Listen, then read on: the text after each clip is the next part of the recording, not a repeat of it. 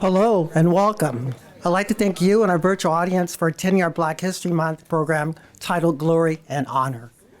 My name is Robert Milton. I'm the co-chair for the Arts Forum for the Commonwealth Club. The club is very thrilled and honored to partner with Afro Solo Theater Company as we celebrate Black History Month. Afro Solo is a sanctuary for Black arts, culture, intellect, and entertainment, founded by artistic director Thomas Robert Simpson.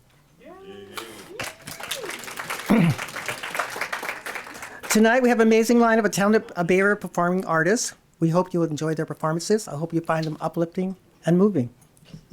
In our club library tonight, we have our visual artist, Ira Watkins, a local Bay Area artist, showcasing his Black history musical theme works in our clubhouse to my left here.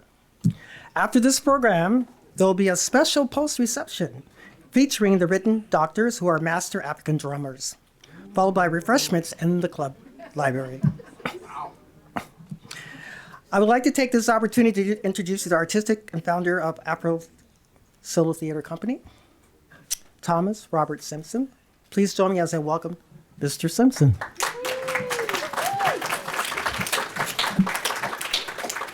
Thank you very, very much, Robert. It is so nice to have you here. We're coming not really out of COVID, but we're beginning to gather for a group like this. This has been the first time we've had a group like this in a good little while. I am Thomas Robert Simpson, and Afro Solo started as a result of a theater party I threw for myself way, way back in the old year, the old century before I had this thing. It went so well, people said, what are you going to do for your next birthday party? So we had another performance party, then another performance party, then began to think this would make a really nice event every year. This year, we're celebrating our 29th year. We've been here, well, at the old Commonwealth Club. This is our first time here at the new Commonwealth Club. And my understanding is this is the first Black history program that they've had here, and maybe even in the club itself. So we're really excited about that. A few minutes ago, as I was listening to people talk, someone said, oh, we're not here for entertainment. We're here for culture. I would like to say we're here for entertainment and we're here for culture. In some settings, you can be really, really quiet, or you can talk back or listen and have a good time. What we would like for tonight to be is one of those times where you can talk back, you can listen, you can have a great time. We've got one of the artists said, just don't interrupt us. I'm sure they'll be able to hang with us. Well, we do have a fabulous lineup for you. I think you're going to really enjoy yourselves. I have a list outside for people to sign up for our mailing list. If you'd like to know what's going on in the future, we have our Afro Solo Arts Festival coming up a little bit later on in the spring, which will be quite dynamic. But glory and honor. That has to do with our thoughts around our people, the glory of our people, the honor of our people. There are two people I'd like to just mention tonight specifically. One is my sister. She's my oldest sister. Her name is Ada Ray. I'm not sure if you can see, we can pass it around. But she was one of the, if I don't destroy this place, she was one of the Freedom Riders. And this is her arrest picture. She turns 81 or 82, the 26th of this month. So I'm thinking about her tonight. I'm also thinking about another sister around glory and honor. And this, again, is not really clear, but this is a picture of a young girl, 17 years old, who had been beaten by the police. She's been put on a gurney. But the caption says, oh, she had a little slight heart problem and she fainted. Oh, yeah. So we can pass those around if you like. The other thing we like to do when we get started is to invite our ancestors to come be with us, share this event, and help make it a success. It is on their shoulders that we stand. And we do that just by calling out their name. So if there's anyone in the ancestral world that you'd like to be here spiritually, just call out their name. Laura, come be with us. Elroy, be here. John, be here. Be here with us. Be here with us. Be here with us.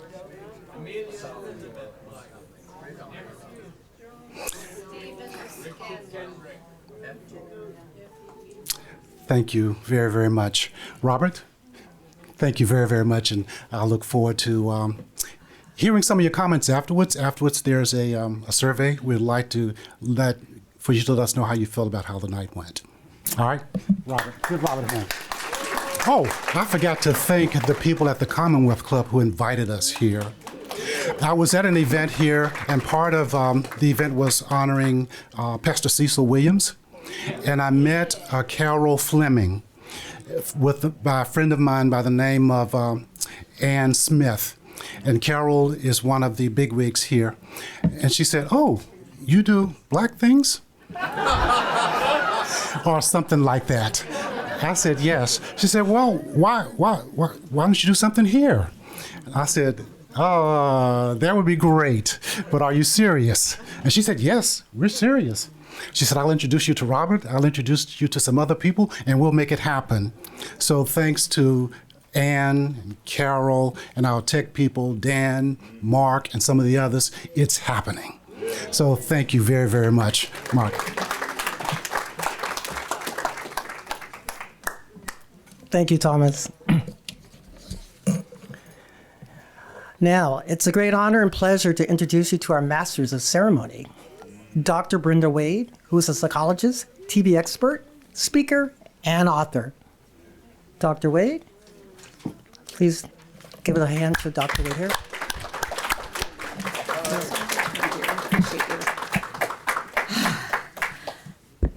Good evening. Such an honor to be here with Thomas Robert Simpson. And we have our other Thomas Melton. And this is an extraordinary time for us to be together. The tail end, I'm hoping, of a pandemic and to celebrate Black history. So I'd like you to just take a moment and ask yourself, what does Black history mean to you? What does it mean to you? Do you think of your immediate ancestors? Do you think of someone that you knew in childhood, or do you flash all the way back to 1440, when the first African people were brought here in the holds of ships, as if they were animals or just cargo? And that trail of black bodies on the bottom of the sea, and some of those ships that didn't make it. And those of us who are here of African descent and our allies, you're an ally if you're in this room, so thank you for being here. But for those of us who have this ancestry, it's been a long journey. And the journey continues. And tonight we get to celebrate what it means to have made the journey thus far. And when I was growing up, I grew up here in San Francisco at the First Union Baptist Church, and people used to sing, "I've come this far by faith, leaning on the Lord." And it's that spirituality, as well as the artistry, that will be showcased tonight that's made it possible. So Thomas, thank you for your vision. I can't believe it's been 29 years. It's just extraordinary. Very few arts organizations can say that, and certainly ones with this history. So I'm going to move right along and introduce someone who's very special, the Poet Laureate of San Francisco. Some of you know Devorah Majors, and I have to say, we grew up together. I went to Devorah's home once when I was a little girl with my friend Maxine, who was her best friend. And there was this man sitting there talking to her father. And I said, "Well, who's that?" She said, "That's James Baldwin." Right. So she comes from breathing in that history, that light, that air. Let me tell you just a little bit more about her, if I might. She was, as I just said, born and raised here in San Francisco. She's the third Poet Laureate between 2002 in 2006. In 2016, her 6th book of poetry. We all are going to run and buy her books, right? Okay, because being an artist and being well supported is something our culture doesn't do well in the United States. It's a book of poetry with open arms and was released in a bilingual edition in Italy. She has a Willow Press Editor's Choice, her 7th book of poetry. And Khalifia's Daughter was published by Willow Press also. So look up her poetry, look up her work, support her. All artists need that. She also has 2 CDs as part of the Daughters of Yam. She performs her work nationally, internationally. She's participated in International Poetry Fest around the world, France, Bahamas, Germany. And I'm going to give you her website now, www.devoramajor.com. Easy? Yes? So please welcome to the stage, Devora Major.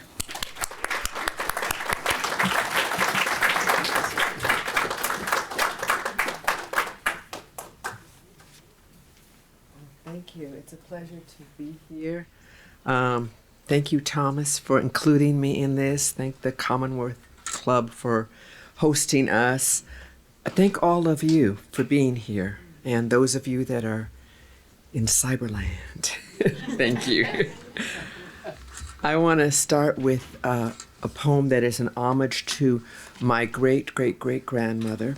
I'm fortunate to know that she was not as fortunate as I am, but I'm fortunate to know that she was stolen from Yoruba land and brought to the island of Eleuthera in the Bahamas, where my grandfather hails from.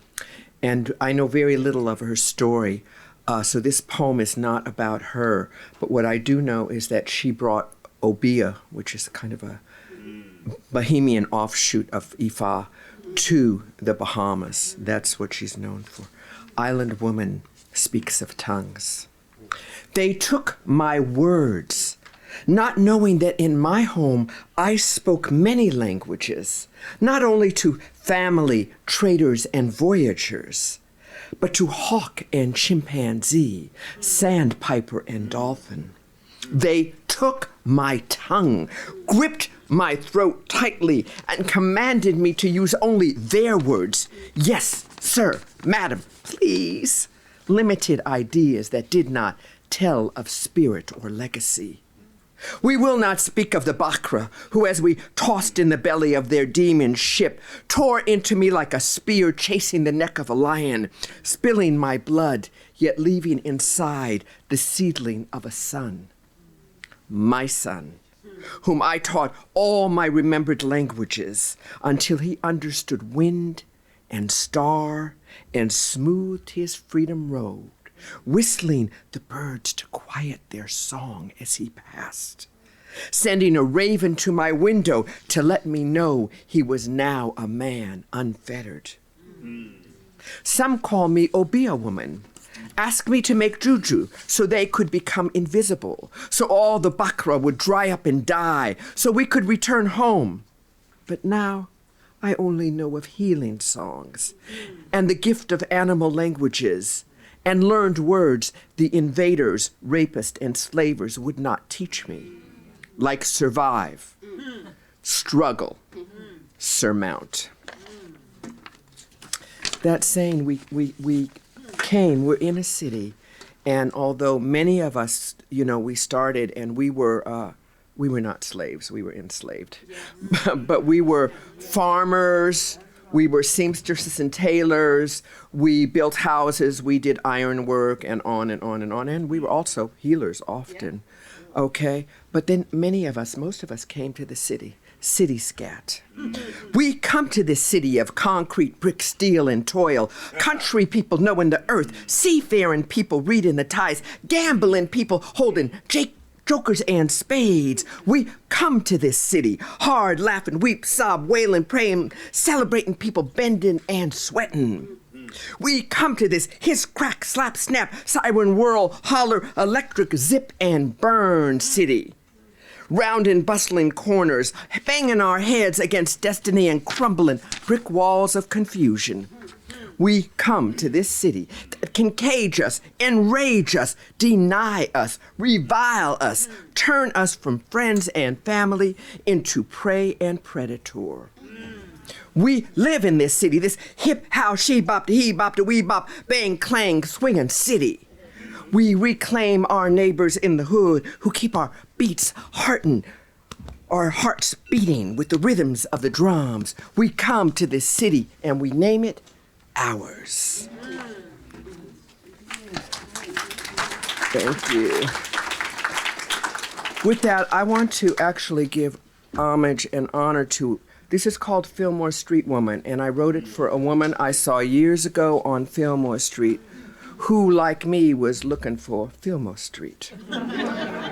And the places I named there are places I came of age.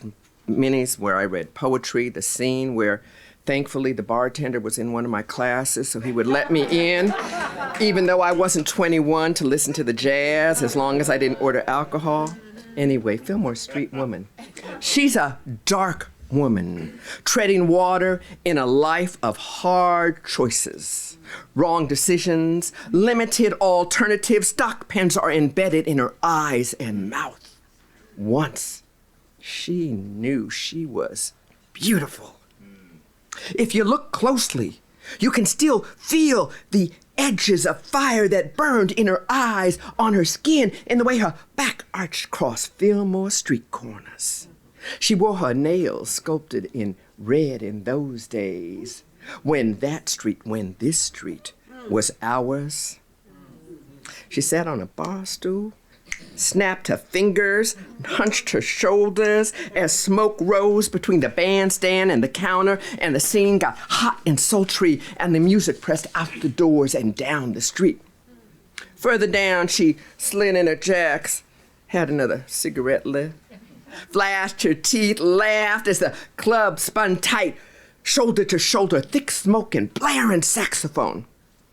Then she chicked in with Minnie, bought a pitcher of beer, and halfway listened to some crazy poets chant a continent of promises, with conga drum and shakeré punctuating the rhythms, and a flute solo bursting out over the tastiest of love poems.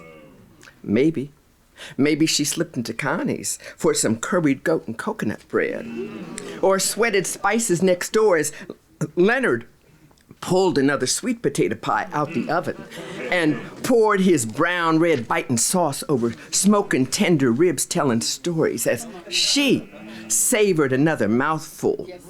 Then, when the street was ours, she can see those days. She knows them. She remembers before imported cheeses, before brandy-filled truffles, before double lattes and handmade paper cards. She sits on the iron-rimmed, privately owned bench to rest her feet and take the pinch out of her back. She holds the bitter in her mouth, sometimes spits it out at passers-by, with steel in her stare. There on that bench, on that corner, on that block, on that street that was taken, that was ours, that was hers, that we let go, that is lost, that was Fillmore, when the streets held the people, and the musicians had names, and the rhythm was blues, and the downbeat was jazz, and the color was black and fierce like her.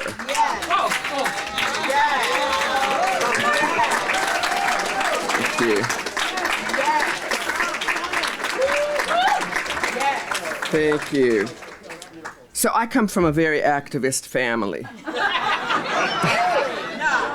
And yeah, right. That said, let me see. One of the things that I learned was it takes a movement. This is an epigraph is from Audre Lorde. Even the smallest victory is never to be taken for granted. Each victory must be applauded because it's so easy to not battle at all, to just accept and call that acceptance inevitable. Audre Lorde. We know of storms and barricades, and we know of changing tides. We have been wave after wave after wave, surging together, reshaping the land, human our fragilities, human in our strength. We have stood still, slipped backwards, pushed forward, and are pushing still because there is further to go. There was a time when it was harder to stand, but we stood. Harder to step forward, but we strode. Harder to speak out, but we sang together. It took a movement then. It takes a movement now. History is nothing but moments strung together, moments of passion and moments of pain, moments of hunger and moments of feast, moments of forbearance and of rage. But somehow, when we climb into those moments together, we expand the reasons for celebration. Together, we reduce the amount of toil, of injustice, of fear. We're at a crossroads once again. Our time once again to smooth the road we walk upon, to stand up, to step forward, to speak out. We're never at the beginning. We're never the end, but we are always at the front. We who know of dirty fingernails and hard work, we who tend the births and the deaths, we who teach and guard, guide and attend, plant and reap, cook, clean and cook, paint and sculpt, investigate and report, and care for more than ourselves. We are a movement, moving past indecision, moving past fear, past resignation, past tired, past disgusted, past overwhelmed and disillusioned. We are a movement remembering our victories, however large, however small, and carrying them into tomorrow while moving from the impossible to the possible.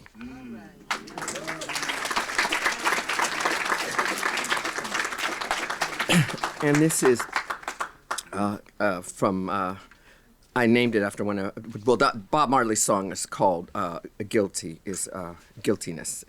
But this is for the down pressers, because I had a message for those who would press us down. Woe to the down pressers, they'll eat the bread of sorrow. You walked on our bones for centuries, turned them to sand, poured into sandboxes for your children to build sand castles. And when the sand became translucent, filled with sunlight burning your eyes, you found more to sacrifice. Sent vultures to strip away our skins and built ladders formed from our ribs, limbs, and skulls on which you climbed to get a better view of the lands you planned to conquer. And now we rise, joined by some of your children and grandchildren who have eaten of shame and refused to travel on the rails you laid with our bones. And each of you who blocks our path, tries to press us back, will be blinded by our brilliance. Blinded, blinded, blinded by our brilliance. Thank you.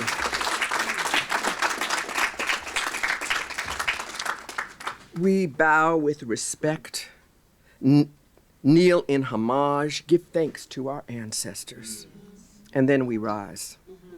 We bend in harsh storms, stumble and fall, pull each other up, broken at times, but we heal, and then we rise. They stuff our mouths with their fear, twist our children with their venom, deny our history, breaking all mirrors which reflect our true selves. But we wash our mouths with flowing river water, cleanse our eyes with gentle spring rains, take our children to the sea where we unwind their limbs as we tell them stories of how we survived, of how we carry our ancestors' breath inside our mouths. We teach our children who we have been and who they are and why we must learn to climb mountains with sturdy ropes and enduring faith, of why we must climb closer and closer to the sun so that we, like it, will rise and rise and rise. Yes, ma'am. So I have two more pieces. I wanted to go earlier than the ancestors that we called out their names or the ancestor that I did a poem. This is called Creation Paradox.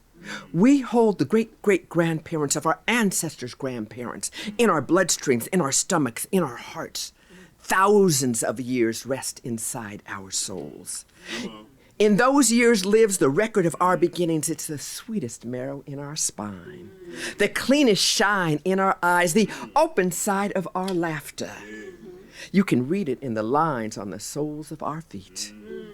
When we retell the stories of where we came from, we draw back tree branches to find hidden fruits which we savor, pointed thorns which make us bleed, the yesterdays that led to here, the heres that lead to tomorrow. When we go back to the beginning, we find the stars.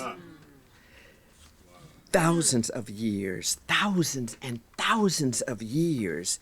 In the beginning, there was a time, we all say, when we were not. After that time, we became. We were created. We were molded. We were spat out. We were sung into until we learned how to make, what to form, where to spit, why to sing. But once, long ago, in the beginning, there was only one. And from that one, others were born, and out of those many came us. That is the story we all tell. But before that beginning, in the beginning, when we were born, there must have been another beginning. Before the spider crafting web laying 16 eggs, before mountains birthing lovers birthing children, before sky setting low to mate with earth, before light, before darkness, before breath even, there must have been another beginning. A beginning that lives in a place we call unknowable, yet it is braided into our genealogies. And it is said that it is in this beginning, the beginning before our beginning, it is there that you must go if you want to find the faces of God. Thousands of years, thousands and thousands of years rest inside our souls. Thank you. And thank you so much. Now I'm going to end. I always like when I do a set to do a love poem, and the incredible Destiny Muhammad is going to help me out on this one. I wrote this poem while when I am in great joy or darkness, I put on Coltrane's A Love Supreme. Okay. And I wrote this while listening to A Love Supreme. John Coltrane calls for a love supreme. He wails a prayer for us to become a chorus of a love that can never become hate. A love that will never fade, sputter, die. A love that has no price tags. A love without asterisks. A love that is not inconvenient, heavy, crude, cliche. A love not found in a bubblegum love song or a steamy romance novel. A love without metaphor, because it is not like or as anything except itself. A love that at its root is pure as prayer, as song, as gift. A love supreme, a love supreme, a love supreme. I thank you.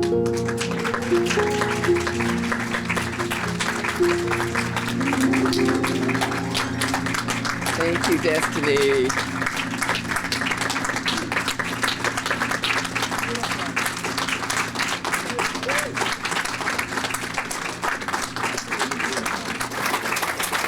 San Francisco's Poet Laureate, Devora Major.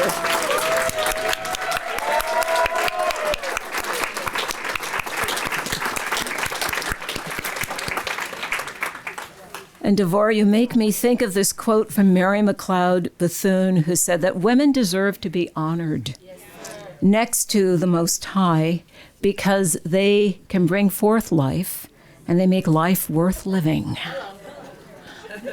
Just saying. That was just a feast. Thank you. There are a few seats, I think, for those who are standing up. I saw a couple of empty seats. There are two right here. If you guys would like seats, you want to quickly transition. There's another seat. Raise your hand if there's a seat next to you. Lots of seats. Come grab your seats if you'd like to.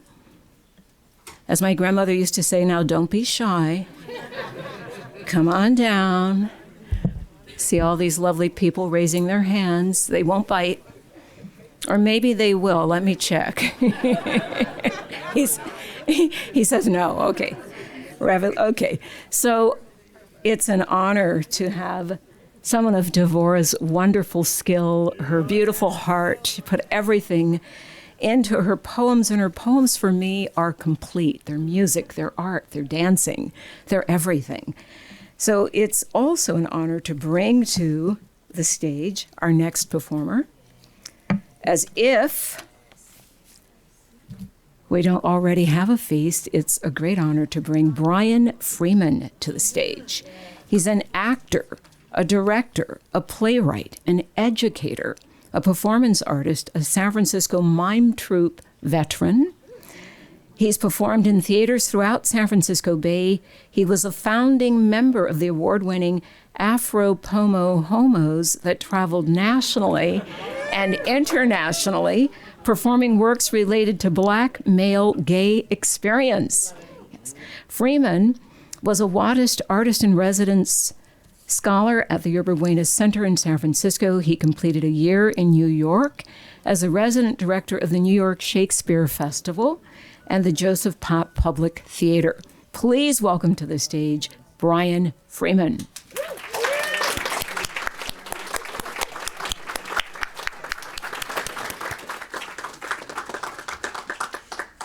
Thank you so much. And thank you. It's such a pleasure to be here for Black History Month. This is the last week of Black History Month. Artists often call this All Black Artists Work Month. And, it was like, I think all of us get those. Hey, there's this event and it's like February and is there 15 minutes you got? And yeah, I keep 15 minutes in my back pocket, right?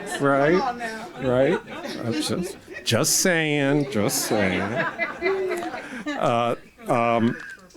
It's a blessing to be, that's what's great about something happening annually, right? So can always come back next year. But glad to be here this year.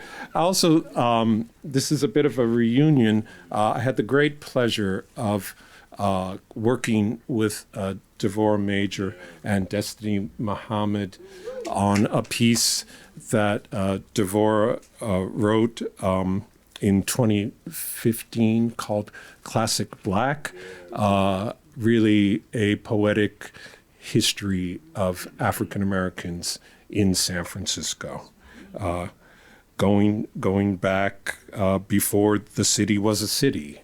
And I'm going to perform two pieces, but the first is written is from that show, Classic Black.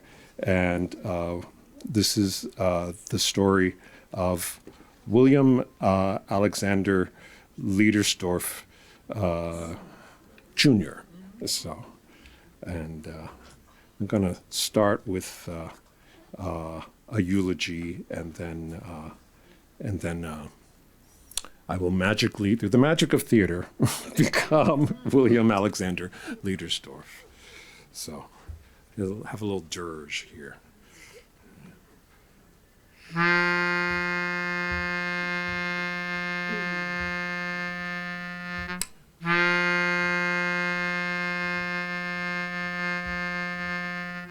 Whereas in 1810, William Alexander Leidesdorff Jr. was born in St. Croix, Virgin Islands, to Anna Marie Sparks, an African woman, and William Leidesdorff Sr., a citizen of Denmark, and died in 1848 of brain fever.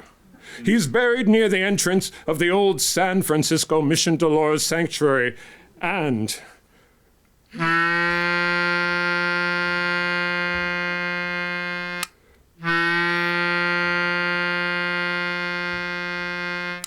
Whereas in 1841, William Alexander Leidesdorff Jr. sailed the first United States shipping vessel, the Julia Ann, into the sleepy Mexican fishing village of Yerba Buena, modern-day San Francisco, to establish a world maritime center and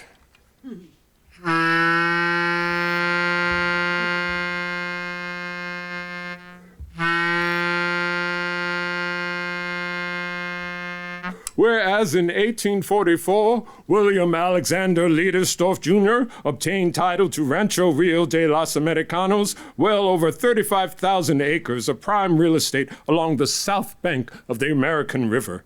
His global trade and commerce projects financed, developed, and helped stabilize the Sacramento Valley. And whereas William Alexander Leidesdorff Jr. was a prominent civic leader and pioneer in the successful quest for California to become the 31st state in the United States. He was elected treasurer of the city of San Francisco, owned the largest home in the city, constructed the first city hotel, built the first commercial shipping warehouse, and donated the land to build the first public school in California.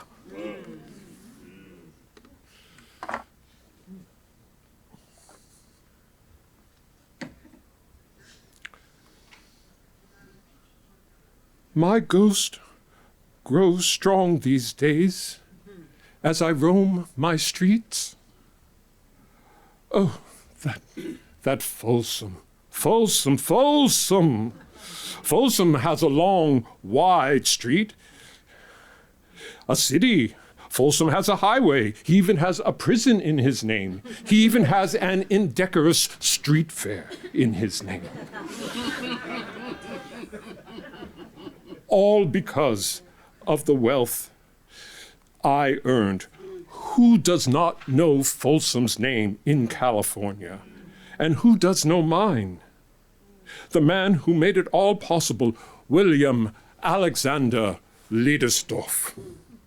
Yes, I have a stretch of a memorial highway, and I have the one-block street I dug out. It's not Leidesdorff Lane, it's not Leidesdorff Alley. It is, and has always been, Leidesdorff Street.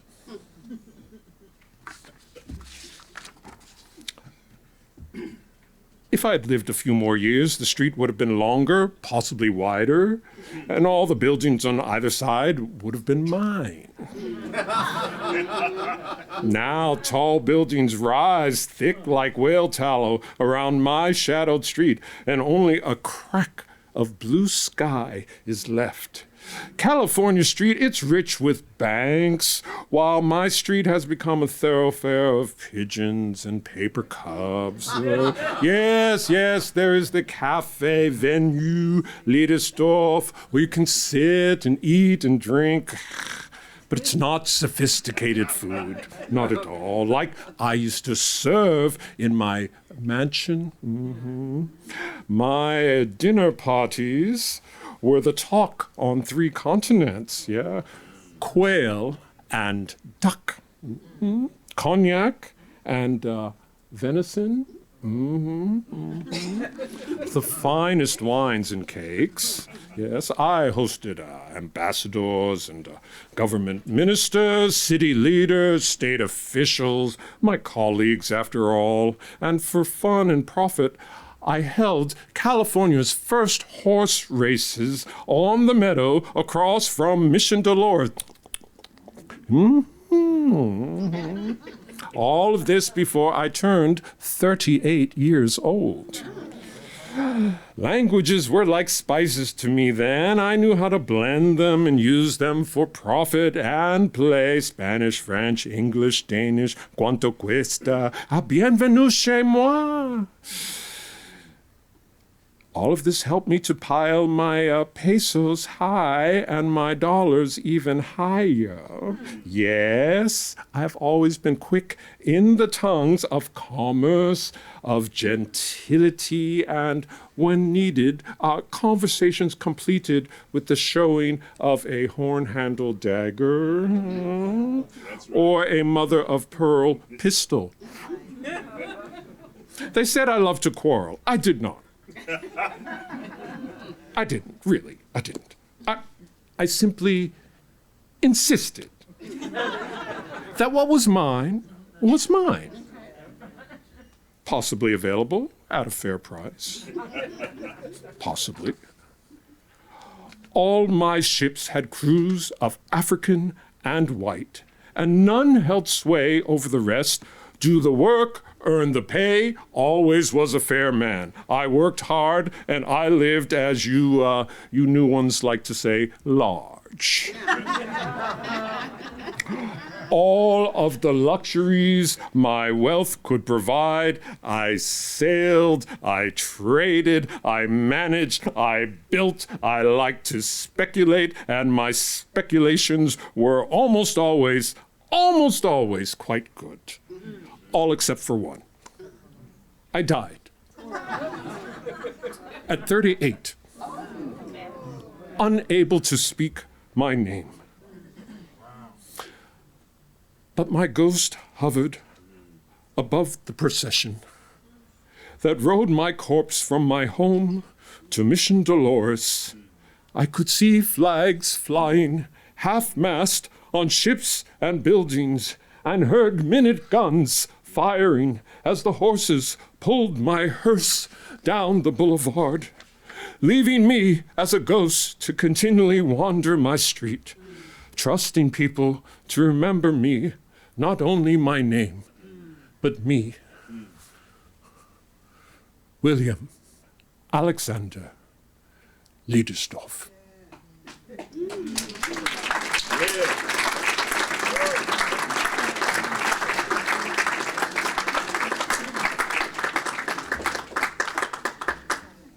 I've been to that alley. You've probably been to that alley. I go to that every time I go to the dentist. My dentist, you go out the back door, and I'm on that alley. It's great. So this is. Can we have a little slide here? This is another. This is a new piece that was made just for today, and. That's oh, can you put the other one up? The other one? Yeah, we'll start with that one, then we'll do that. We'll go back to the other one at the end. I don't know those people. No. I know those people really well. You know, that's my parents up there. Well, I'm going to tell you about them in the story, but I'm from Boston, right? Can you tell by the voice? No, you from Boston? Yeah, yeah. I don't sound like you. What happened? I've been in California too long. That's all right. So, I'm gonna talk about Boston, but I'm gonna talk about a whole lot of stuff here, I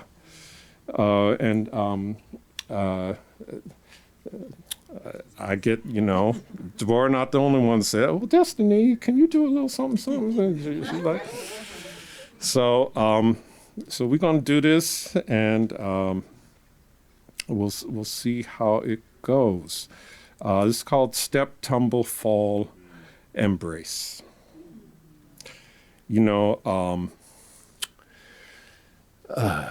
It's Black History Month, right? And there's people want to argue. People just want to argue about like Black history. It's history. It happened, right? So, but people want to argue. Down in Florida, they start all this this nonsense, right? Want to argue about Ta-Nehisi and Bell and 1619 and Henry Louis Gates Jr. and critical RT. And I'm like, please, teacher, teach me something. Nice teacher, teach me something. I'm as awkward as a camel. You know what?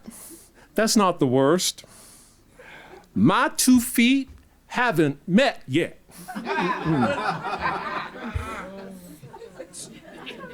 But I'll be teacher's pet yet, because I'm gonna learn to dance or burst. Had a fall, a tumble. 1/14/2023, MLK weekend. Meant to post about the embrace. The embrace. Public art on the Boston Common. Mike and Corey and Money and Al, all young colored people doing young colored things, like dances in social halls with big bands in Black Boston. Before there was me, or either couple was a couple, all 4 knew each other singularly through social dances at Hibernian Hall in Roxbury.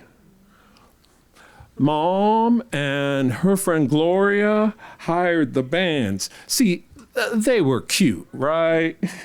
They were models, really. They knew it. They used it. Now, you tell me, what Negro band leader back in the days of Negroes, would say no to 2 light brights? Right? Spent the week in urgent care, emergency rooms, getting x-rays and CT scans all different days, because I fell on a holiday weekend, MLK weekend.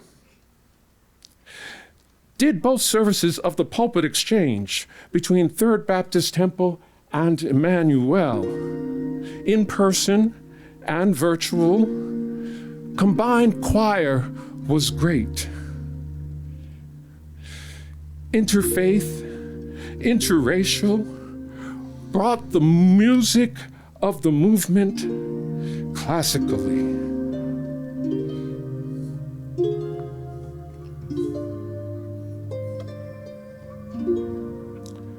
Oh, deep in my heart, I do believe we shall overcome someday.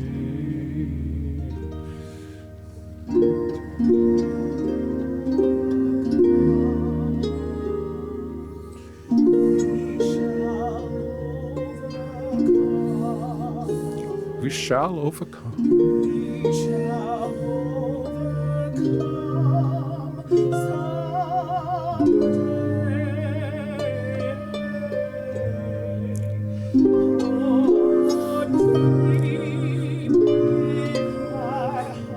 Deep in my heart, I do believe that we shall come someday.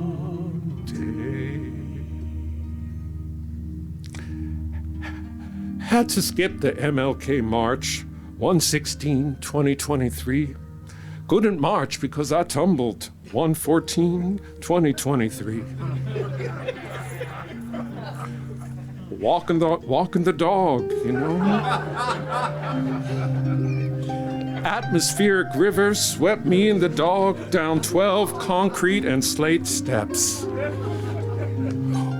Water falling like fire hoses swept me and the dog down those steps like Bull Connor's fire hoses. It was our house. Dog is okay. Dog can walk. Hit my head and knee, hard to walk.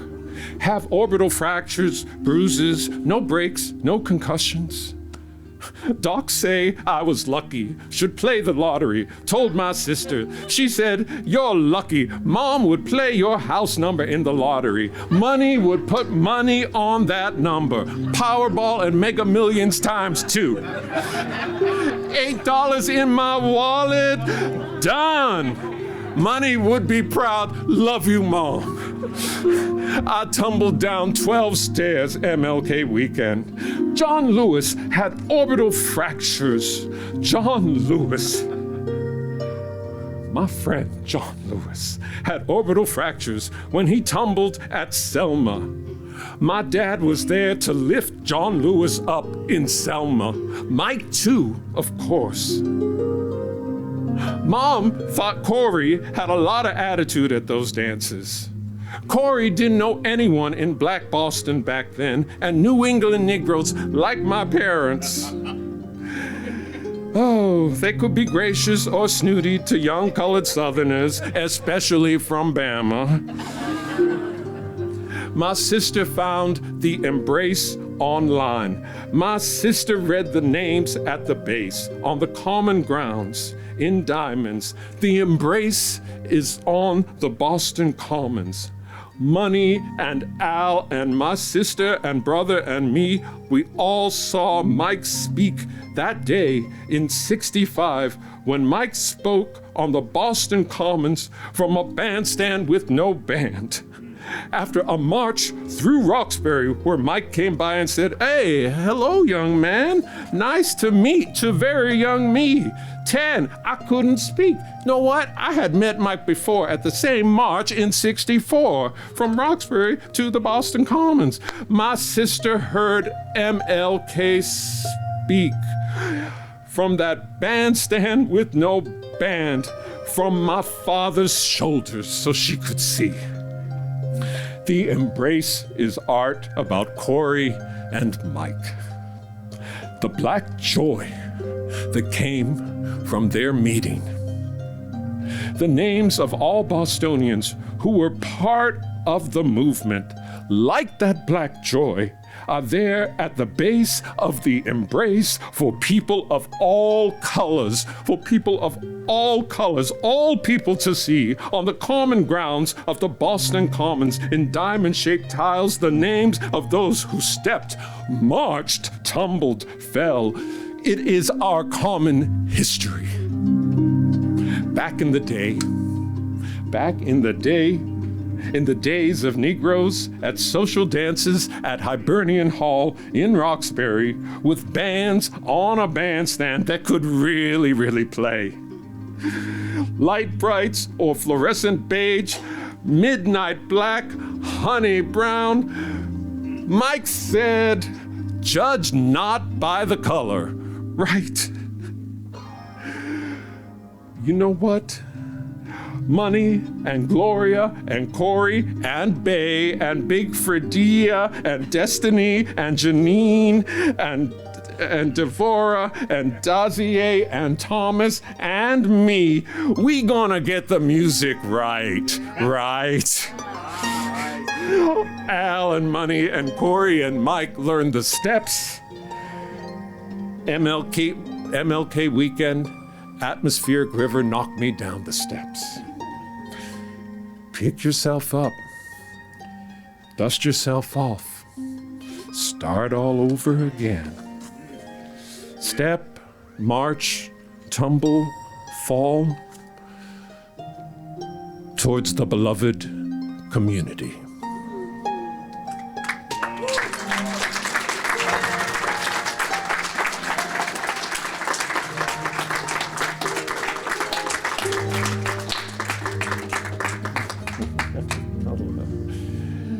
That's my parents.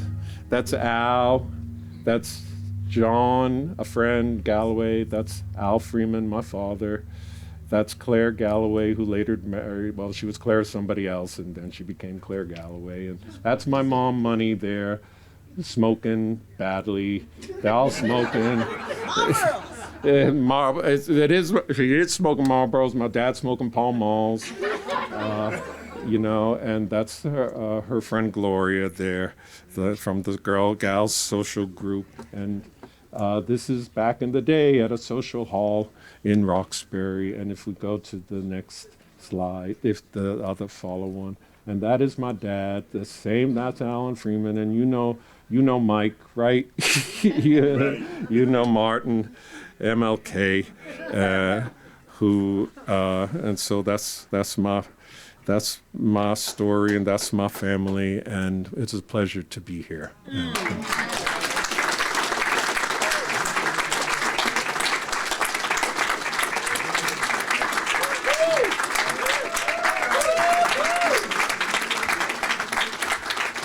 Brian Freeman, everyone. Brian Freeman.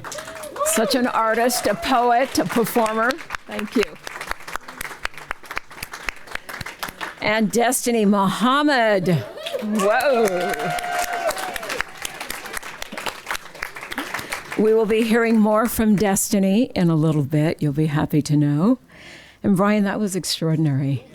And I asked Brian to choose a quote for Black History Month, and this is the one that he chose earlier.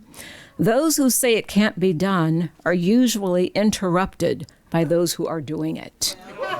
That's from James Baldwin. Words to live by, Brian. Thank you. Okay, guys, take a deep breath. A lot to take in, yes? Yeah, beautiful, moving, for me, very painful at some points, a lot of pain points. So, are you ready for our next performer? You sure? Shake it out. Get ready. Seriously, shake it out. We need to move just a little. We've been sitting like this, wrapped. All right, so our next performer is Janine Anderson and Destiny Muhammad. And Janine, I will tell you, is a classically trained soprano. She's an opera singer, and she's toured across the United States and Europe as a professional artist, performing operas and shows such as Madame Lidione. Did I say it right, sweetheart? Madame Le Douane, thank you. I knew I needed a correction on that. Poulen's Dialogue of the Carmelites, which I saw recently at San Francisco Opera. Gripping. The titular role in Puccini's Sor Angelica. Erste Dame in Mozart Zauberflöte. Zauberflöte, thank you. Ms. Anderson has sung in concerts and oratorios such as Mozart's Requiem, in Princeton, New Jersey, Barber's Summer of Knoxville, 1915. That threw me. It's like 1915. You look so young.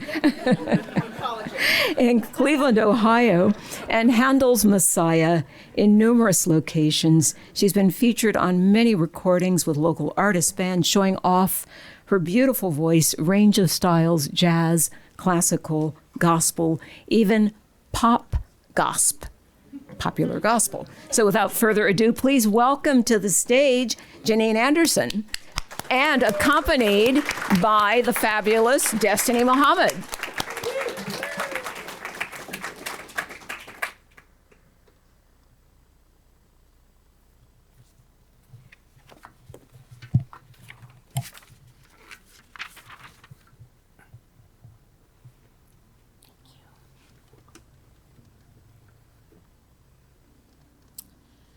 Our first piece is from an opera by Henry Purcell.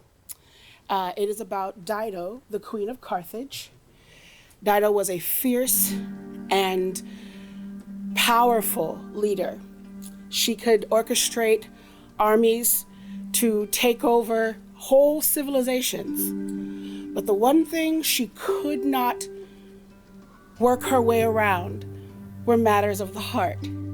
So one beautiful spring afternoon on the high tide, a young sailor named Aeneas came to her land and swept her off her feet, showed her a passion and a love and a romance she had never experienced. But Aeneas is a sailor. His life is on the water. There was no way he was going to stay with her in Carthage to help her rule.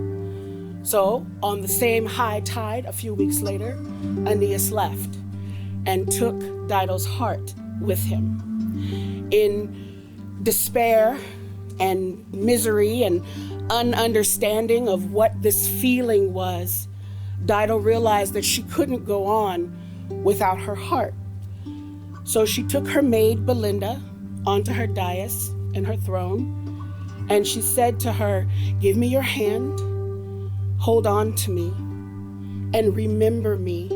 Remember all the good that I did. Remember who I was, what I gave to this country, and speak of me with love." After that moment, as she settled herself, she took her life. This is Dido's Lament from Henry Purcell's Dido and Aeneas.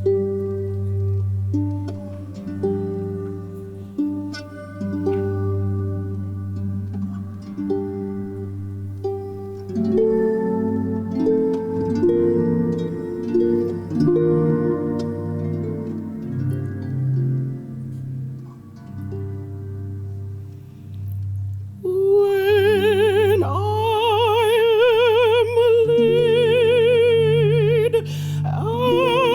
laid in earth, may my wrongs create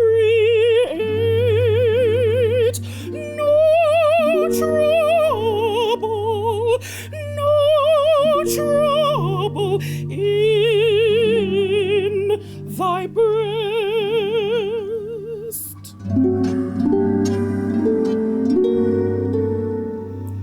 When I am laid in earth, may my wrongs create no trouble, no trouble in thy breast.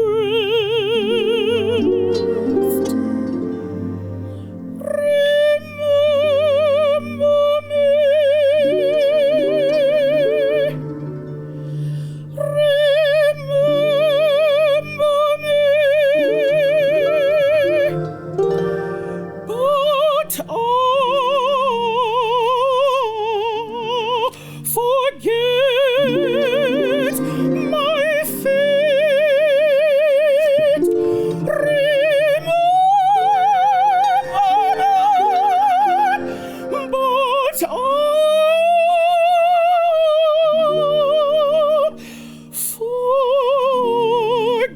forget my fate.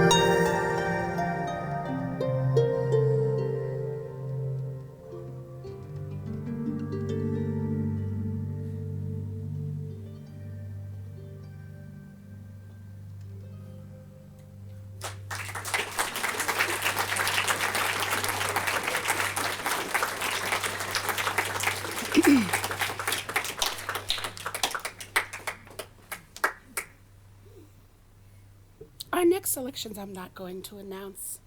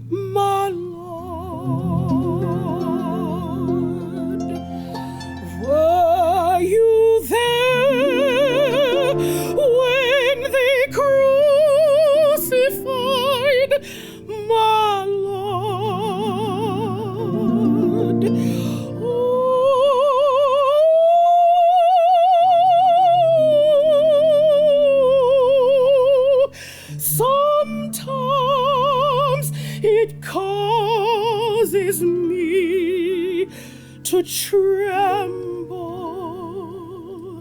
tremble, tremble.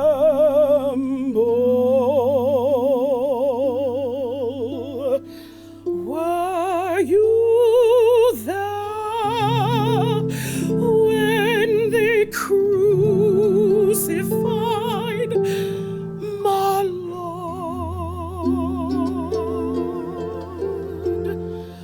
Were you there when they nailed him to a tree? Were you there when they nailed him to a tree? Oh,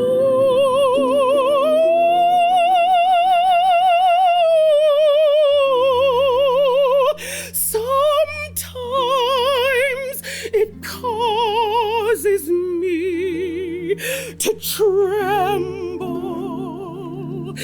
tremble, tremble.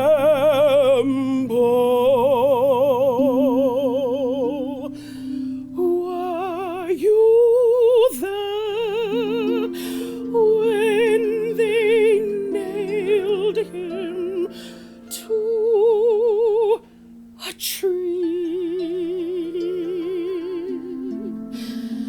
Were you there when the sun refused to shine? Were you there when the sun refused to shine? Oh, sometimes it causes me to tremble, tremble, tremble. Were you there when the sun refused to shine?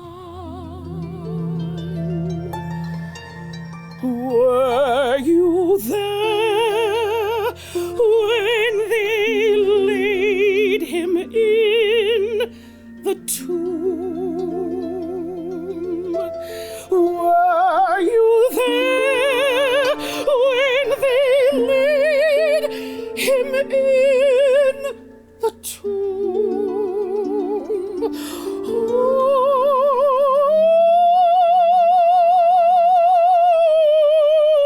Oh, sometimes it causes me to tremble, tremble, tremble. Were you there when they laid him in the tomb? Were you there when they cried?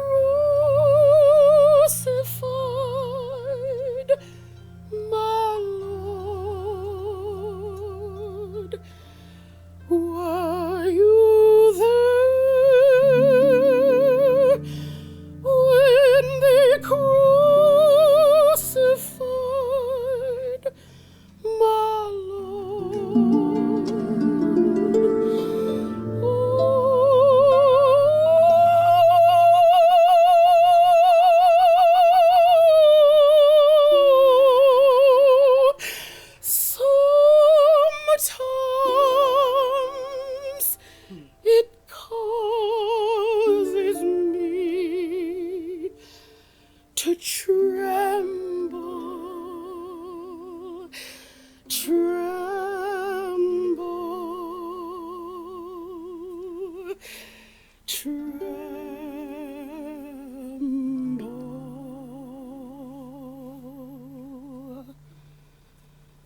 Were you there when they crucified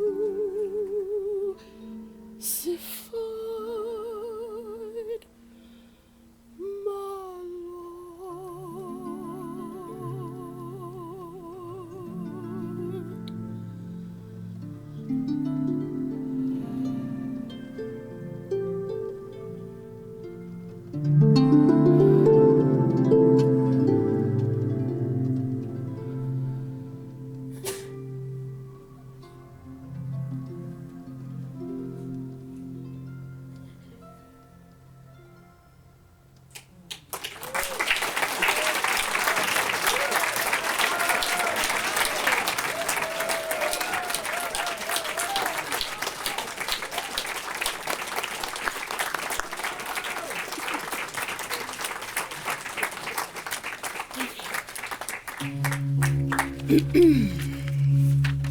Just a few more and then I'll get out of your hair.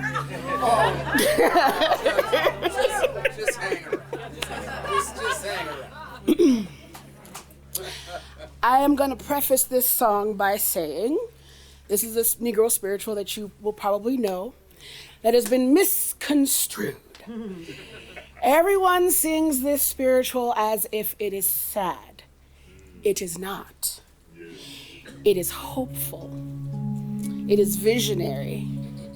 It is prideful. There is an ending. There is a place to go. They weren't sad when they sang this song. They were telling each other where to go, how to get there. This is a message song so that our enslavers would not know what we were talking about. But we knew. It was in our hearts, in our mouths, and in the braids of our hair. This is a message song, and it is not sad.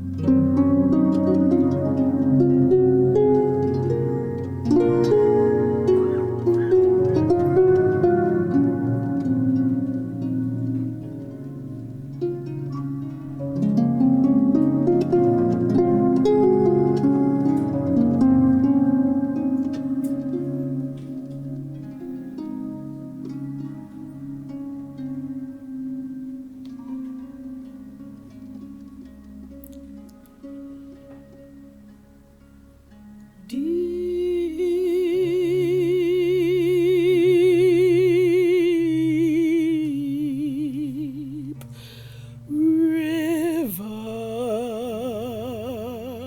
my home is over Jordan. Deep river, Lord, I wanna cross over into campground. Deep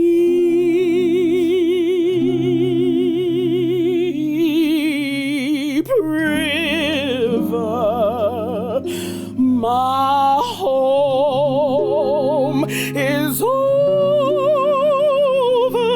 Jordan.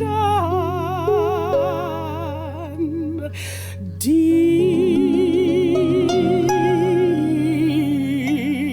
river, Lord, I wanna cross over into campground. Oh, don't you wanna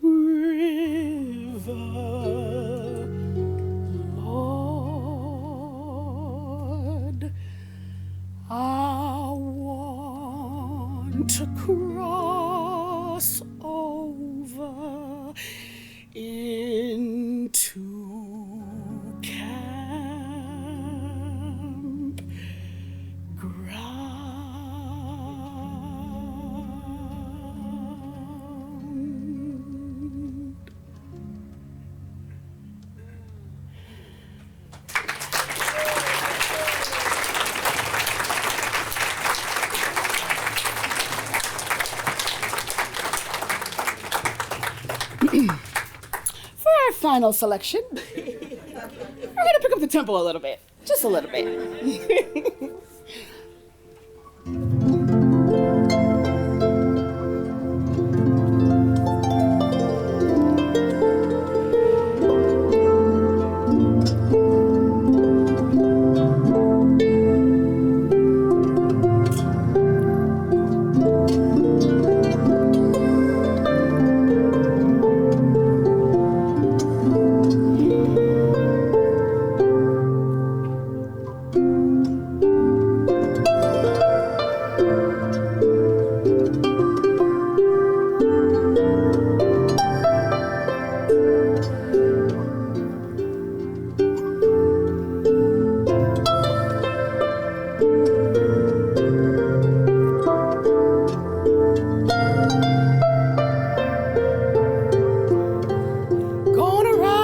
Chariot, sooner in the morning, ride up in the chariot, sooner in the morning, ride up in the chariot, sooner in the morning, and I hope I join the band.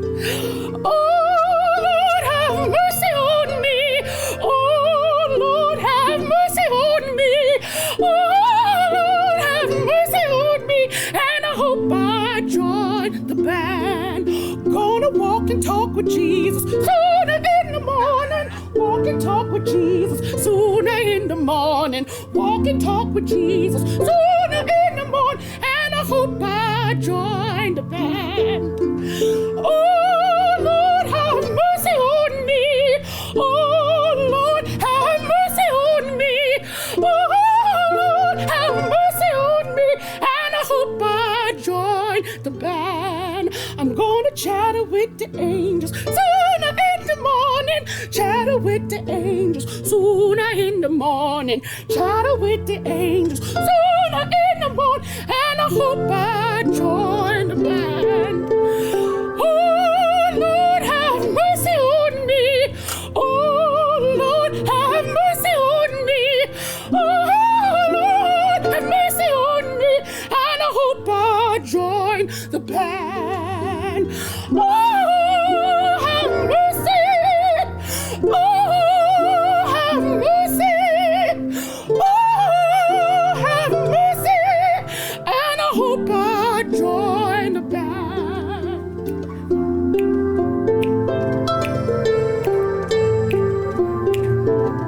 Yeah.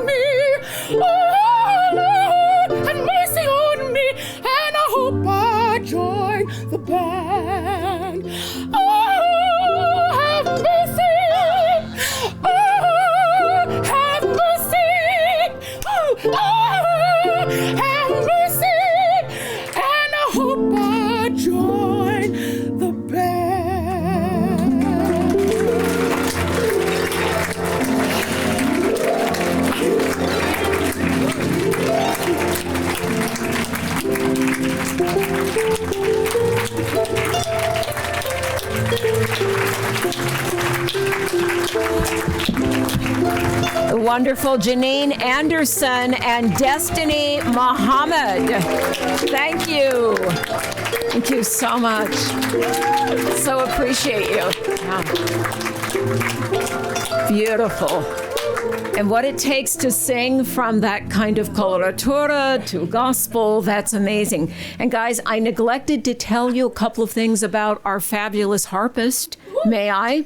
Destiny Muhammad is a recording and performing artist, one of my personal favorites. The only harpist known as Harpist from the Hood.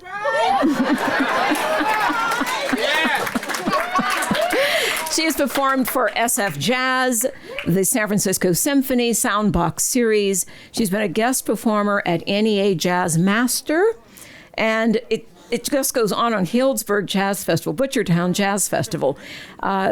Network Music, collaborator with Santa Cruz Symphony, harp ambassador for Awesome Orchestra Collective, and Marcus Shelby. Right? We all know Marcus Shelby of New Orleans, that orchestra. So thank you, Destiny Muhammad.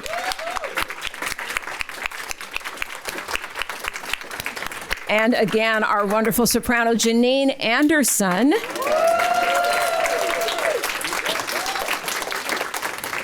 And it is my pleasure to bring back to the stage the one and only Thomas Simpson. Let's give a big hand for Dr. Brenda Wade. Yo, thank you, sweetie. I have one last you. Black History Month quote. The final quote of the evening. This is about community. And I think we have community here tonight. And community is the feeling of heart.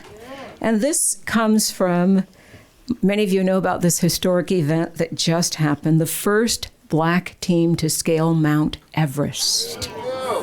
And Philip Henderson, who led that team, talked about the people from all over the world that made it possible. And I think that's a great metaphor for tonight. You scale Everest, my dear. Thank you. Again, Dr. Brenda Wade, thank you so much. Earlier, I mentioned that someone said that this wasn't for entertainment, it was just for culture. Did you get some entertainment? Did you get some culture? All in the mix. Again, thank you so much for being here. We invited our ancestors to come enjoy this event with us, so we'd like to allow them to go back to their resting place. And we do that by just saying Ashe. Ashe. Ashe. Again, thank you, Commonwealth Club, and everyone who helped make this happen. I'd also like to thank all the people who are watching us in terms of the stream and being with us for this wonderful, and I hope, first, possibly many more. With that, please welcome back Robert Melton.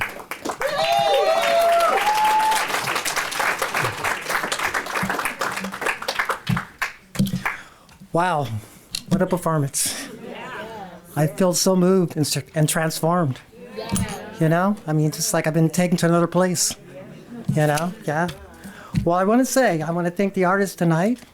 Let's give them a big round of applause again.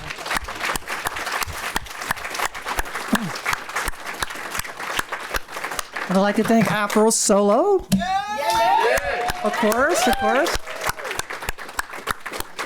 And our amazing MC, Dr. Wade.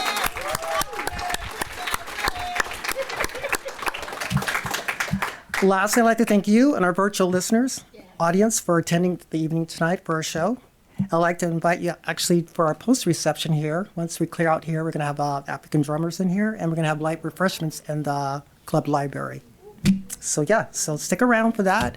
And from the Commonwealth Club, we thank you for supporting the arts. Once again, my name is Robert Milton, the co-chair for the Arts Forum. Thank you so much.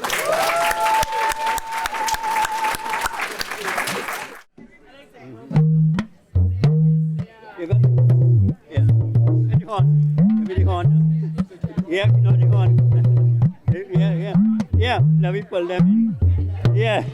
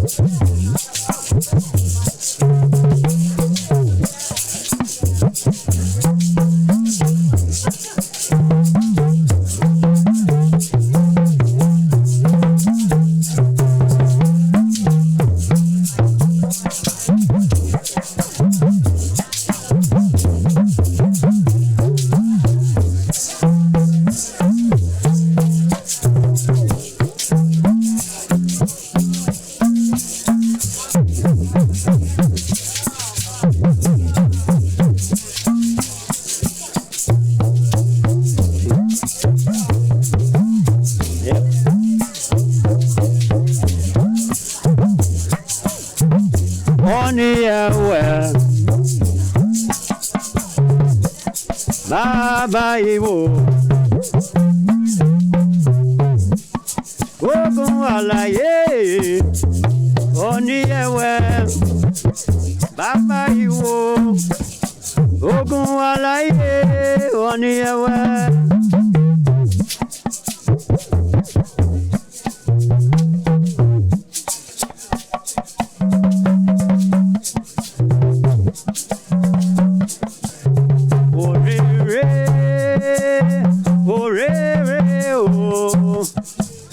Ilé gbogbo lógún wa o, òrèrè, òrèrè o. Ilé gbogbo lógún wa, ògún wà nílé, ògún wà lọ́nà. Ilé gbogbo lógún wa o, òrèrè. Òrèrè o, ilé gbogbo lógún. Aládòye, aládòye, ọba Kòso Ṣàngó wárí lóye. Aládòye, aládòye.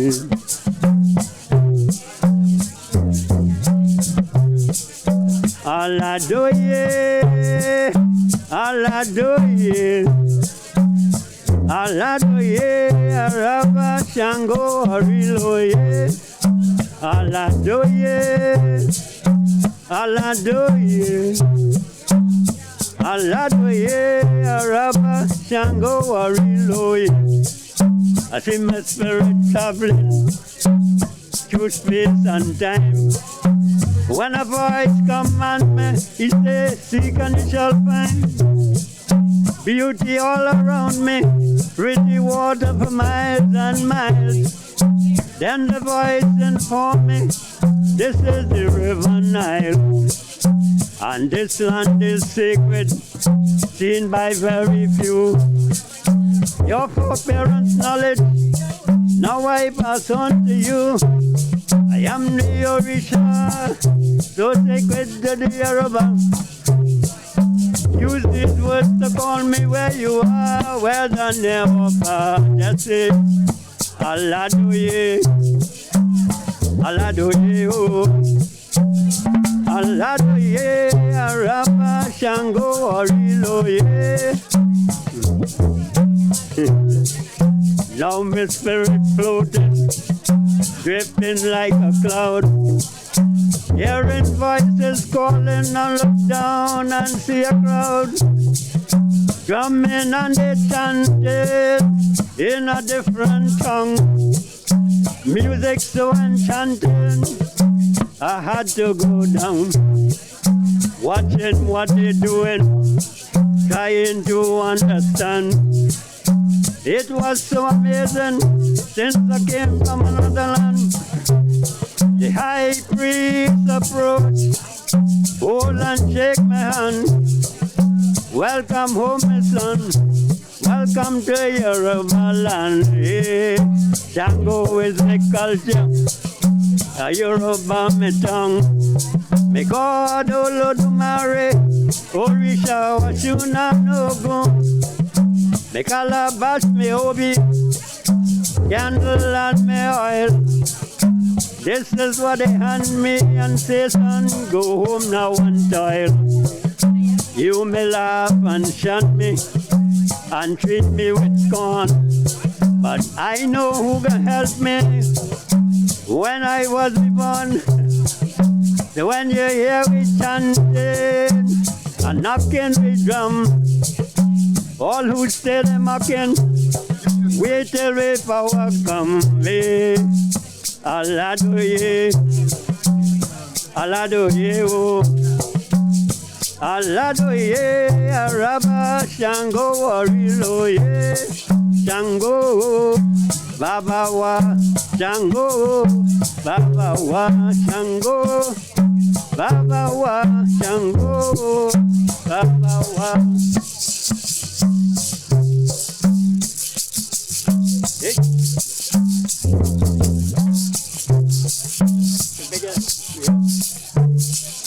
Yep.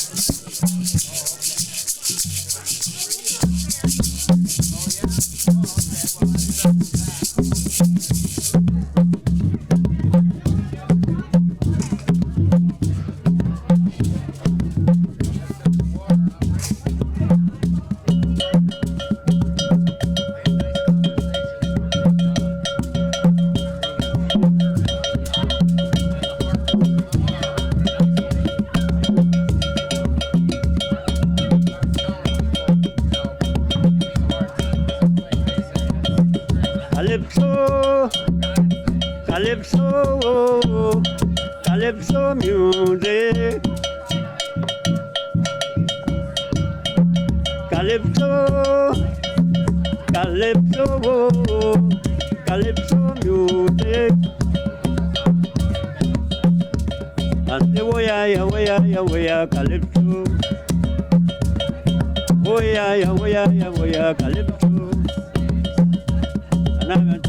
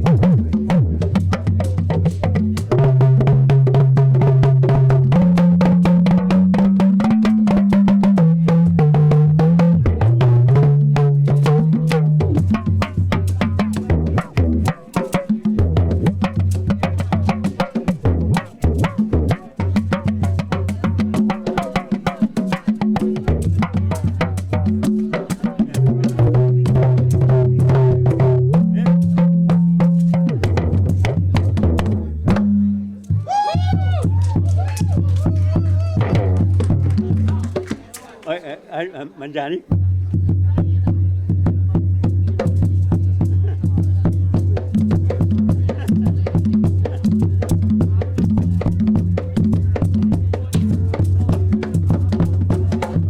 Lumalia, lumalia, lemasa, lumalia.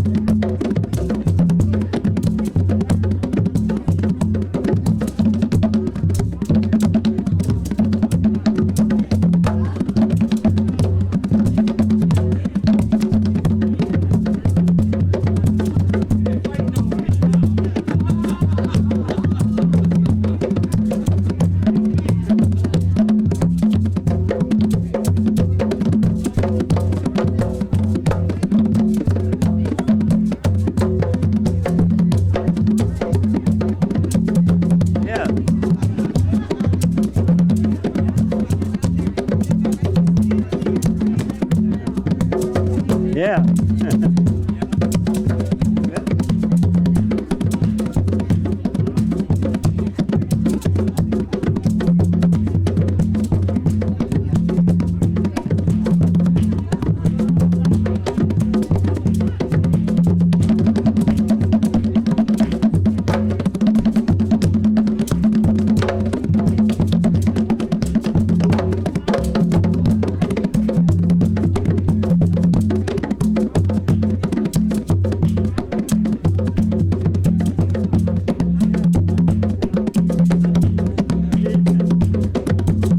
We need some dancers.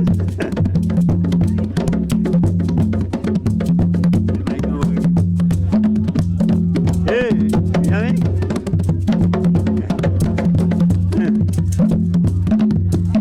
Don't be bashful. Lumbalia, lumbalia, lemasa, lumbalia.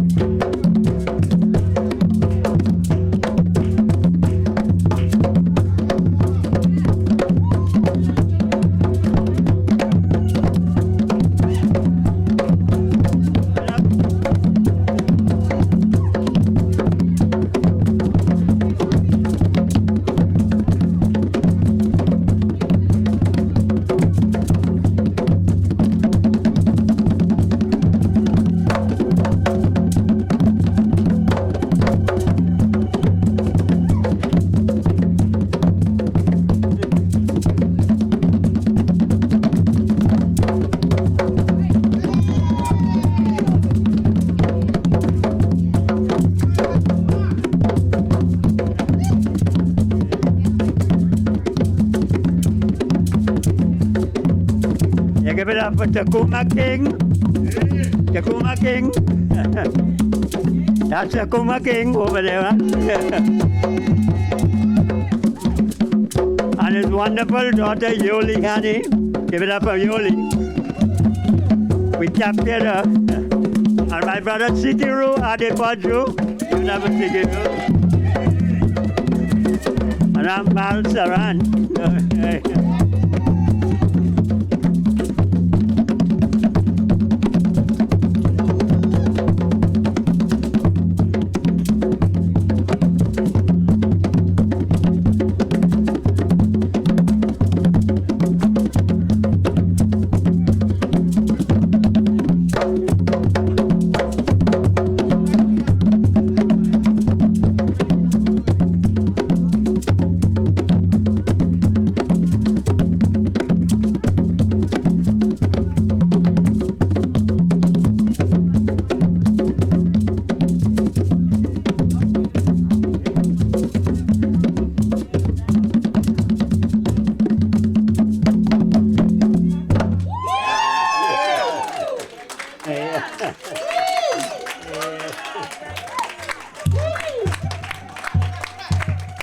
Welcome, welcome, one and all, to the land of fat.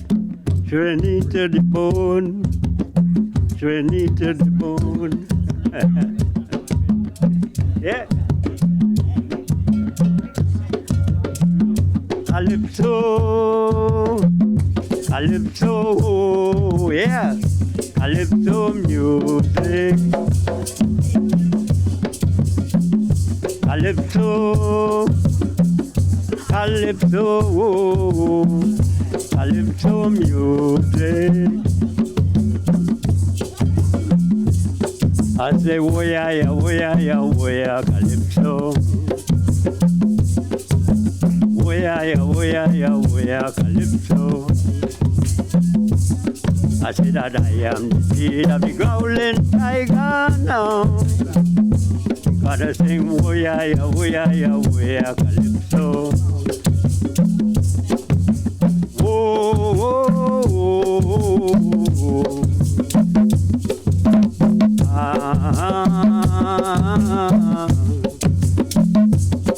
It's a living vibration, rooted deep within my Caribbean belly. Lyrics to make a politician cringe, or turn a woman's body into jelly. I said, oh, shake it up, shake it up.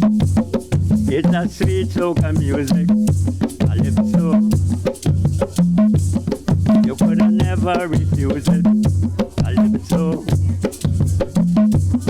I said, make you shake like a Shango now. Why you shaking, oh Lord, you don't know. Calypso, Calypso, Calypso music. Yeah, Calypso, Calypso, Calypso music. Fire, fire, in the wire, mama. Ay, ay, ay, oy, oy, oy. Fire, fire, en acá, pepito. Dame mucho agua, so, yeah. So we're going to do the limbo. Anybody going to do the limbo? Yeah, well.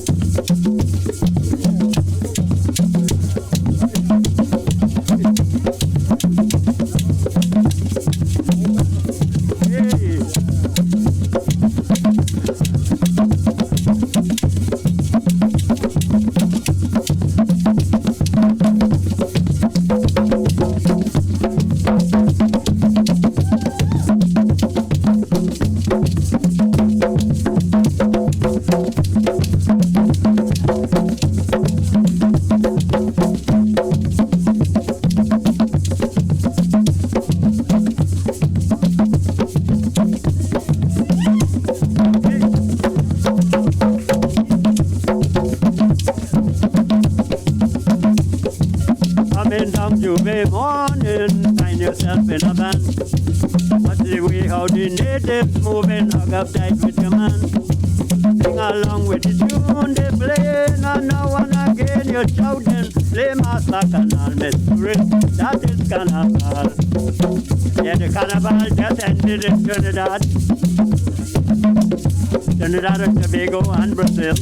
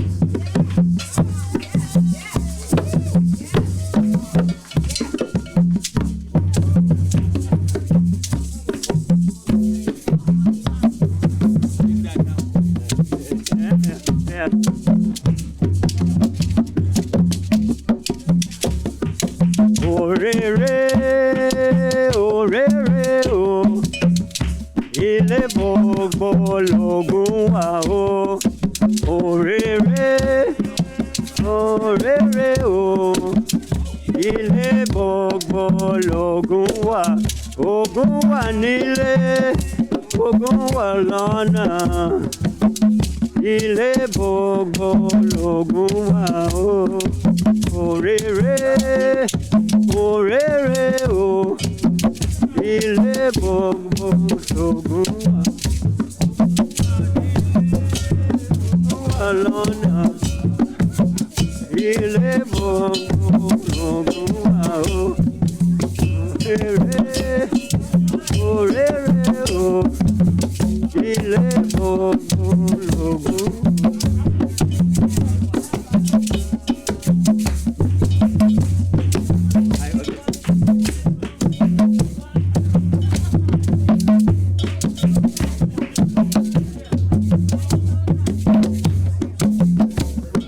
Mama Yoshun, Yabadorio, Olomio,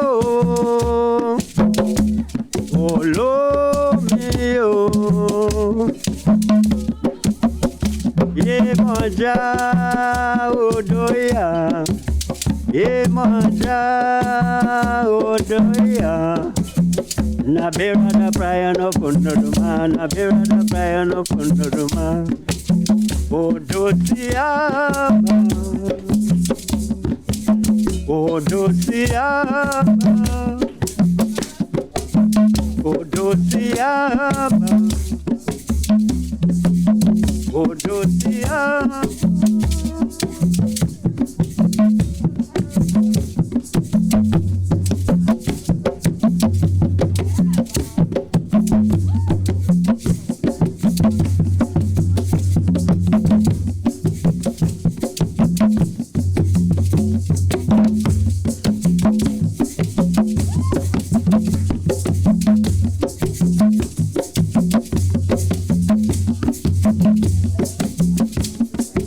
Obatala ogere, ogere orisha.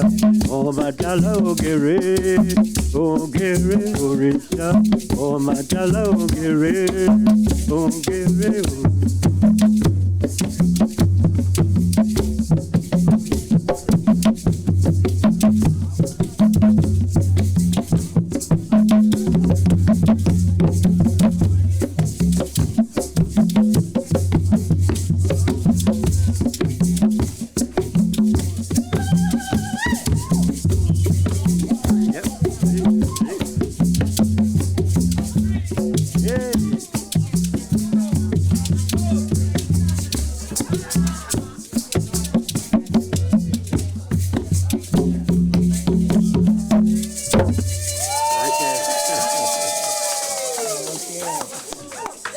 Thank you. Takuma King, Yoli Hani, his beautiful daughter, Sikiru Adepaju, Balsarant, at your service. Thank you very much. Yeah, Afro Solo and Commonwealth. Love you, Brenda. Love you all the time. I'm glad you captured Brenda too.